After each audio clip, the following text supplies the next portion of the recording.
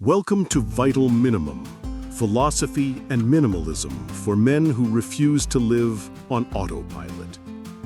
You have 200 contacts in your phone, maybe 300, maybe 500 if you've been networking hard. But let me ask you a question that will make you uncomfortable. How many of those people actually know who you are? Not the persona you present, not the professional mask you wear, who you really are, your fears, your struggles, the thoughts that keep you up at 3 a.m. The answer is probably terrifying. 5, 3, maybe 1, maybe none. Today, we're going deep into a truth that modern society desperately doesn't want you to discover. Having fewer friends, dramatically fewer, might be the single smartest decision you'll ever make. And I'm going to show you exactly why, using science, philosophy, and brutal honesty. Modern society sold us a devastating lie. The lie that more connections equals a better life. More networking events, more LinkedIn connections, more followers, more friends, more everything. And you believed it. We all did. Because it sounds logical, because everyone around us is doing it, because the alternative, choosing solitude, choosing fewer people, sounds like failure. But look around you with brutal honesty. Really look. The men you know with hundreds of contacts, constantly at social events, always connected, always networking, are they fulfilled? Are they at peace? Or are they exhausted, anxious, and fundamentally alone despite being surrounded by people? They're living in social prisons they built themselves, maintaining relationships that drain them, attending events they don't want to attend, responding to messages from people they don't actually care about, all because they're terrified of one thing: being alone. In the 1990s, British anthropologist Robin Dunbar made a revolutionary discovery. He studied primates and their social structures. He examined the relationship between brain size and group size, and he discovered something that changed our understanding of human relationships forever. Your neocortex, the part of your brain responsible for conscious thought and social relationships, has a cognitive limit, a hard biological ceiling. You can only maintain approximately 150 stable relationships. Not superficial contacts, not people you've met once. Genuine relationships where you know who the person is and how they relate to you. This is called Dunbar's number, 150. That's it. That's your biological maximum capacity for real social bonds. But here's where it gets even more interesting. Dunbar broke this down further. Of those 150 relationships, only about 50 are actual friendships. Only 15 are close friends. And only 5 are intimate relationships, the people you'd call in a crisis. 5 people in your entire life. That's what you are biologically designed for at the deepest level. Now think about your phone. 200 contacts? 300? 500? The math is brutal. You're maintaining a facade of connection with hundreds of people when your brain is literally incapable of maintaining genuine relationships with more than a handful. So what are all those other people? They're what I call social ghosts. They occupy space in your life. They drain your energy. They interrupt your focus, but they don't actually provide anything meaningful. They're phantoms, digital hallucinations of connection. And here's what nobody tells you. Every one of those ghost relationships costs you. It costs you energy. It costs you time. It costs you attention. It costs you mental bandwidth. Think about your last week. How many superficial conversations did you have? How many empty messages did you respond to out of obligation? How many social events did you attend where you had to put on a performance, where you couldn't be yourself, where you left feeling more drained than when you arrived? All of that is energy that could have gone somewhere else, into your work, into your actual close relationships, into your physical training, into your personal development, into sitting alone with your thoughts, which is where all great ideas are born. But instead, you're bleeding energy into maintaining relationships with people who don't actually know you and don't actually add value to your life. Now comes the uncomfortable truth that's going to make some of you defensive. You're not obligated to maintain friendships out of nostalgia. You're not obligated to keep people in your life because you knew them in high school. You don't owe loyalty to people who have become strangers. But we've been friends for 10 years. So, what? If that friendship isn't serving both of you now, if it's become a hollow ritual, if you're keeping it alive out of guilt, that's not friendship. That's a social obligation masquerading as connection. The historical philosophers understood this deeply. Friedrich Nietzsche, one of the most profound thinkers in human history, wrote that solitude is where all great philosophy is born. He wasn't being antisocial. He was being accurate.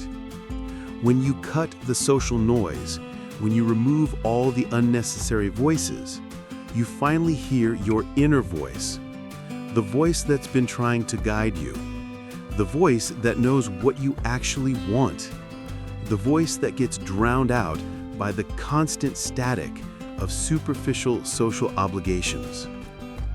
Marcus Aurelius, Emperor of Rome and Stoic philosopher, had access to unlimited social connection. He could have surrounded himself with thousands of courtiers, advisors, and hangers-on. Instead, he chose a tight circle.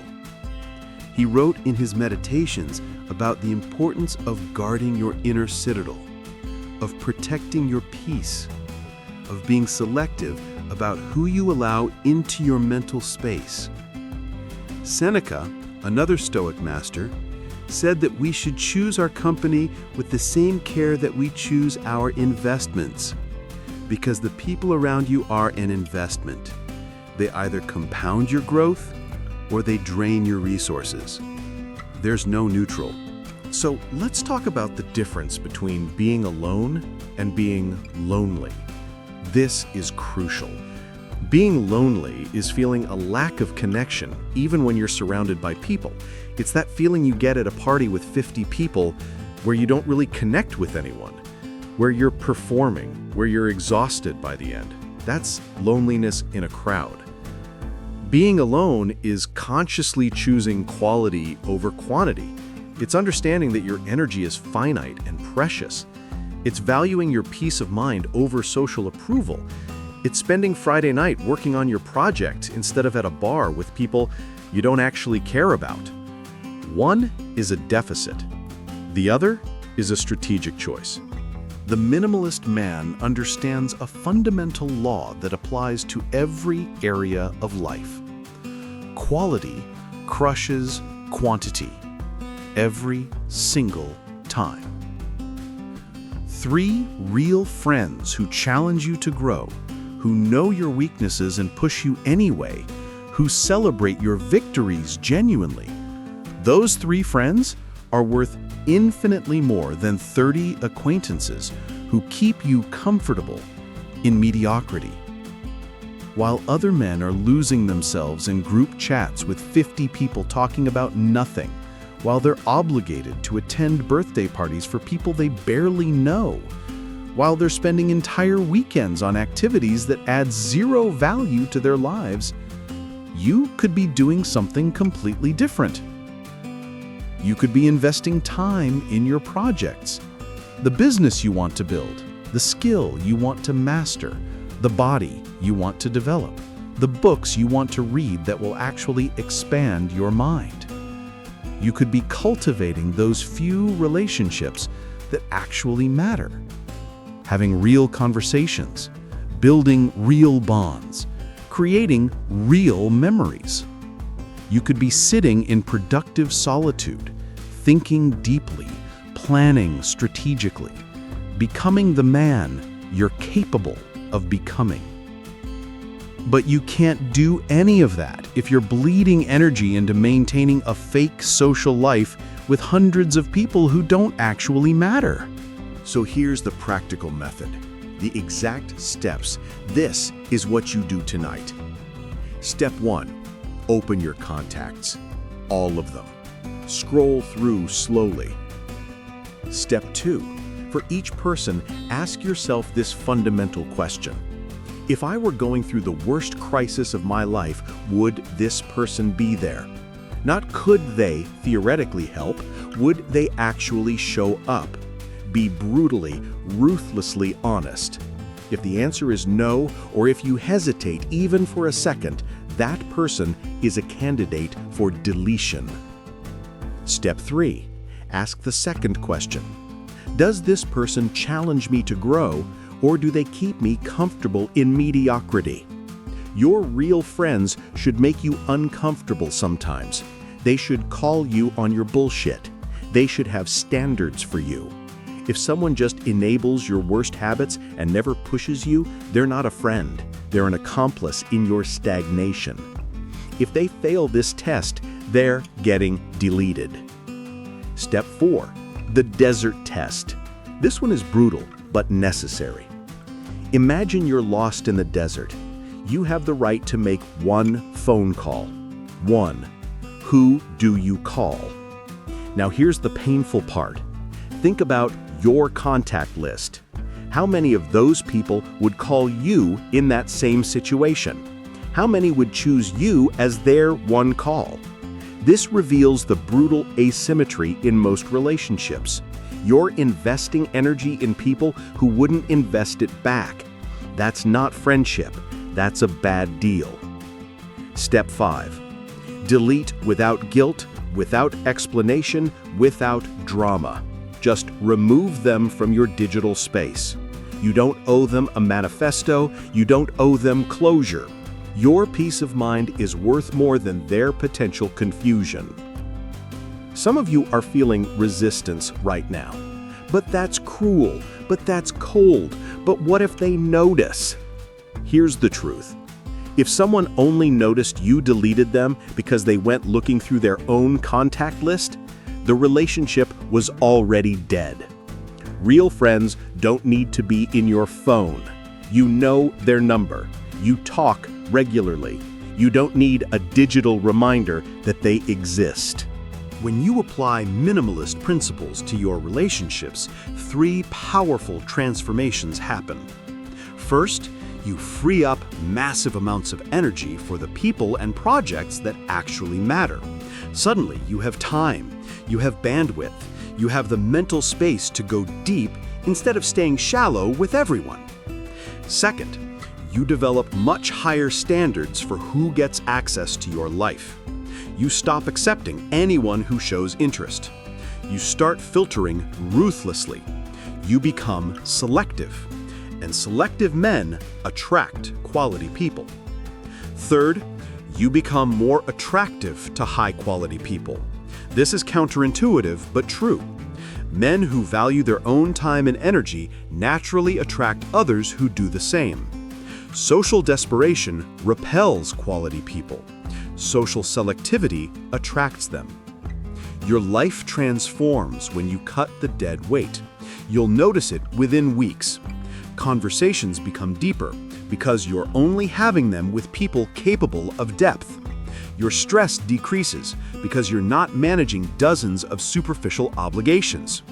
Your focus increases because you're not constantly interrupted by people who don't actually matter. And you'll discover something profound. You weren't antisocial. You weren't broken.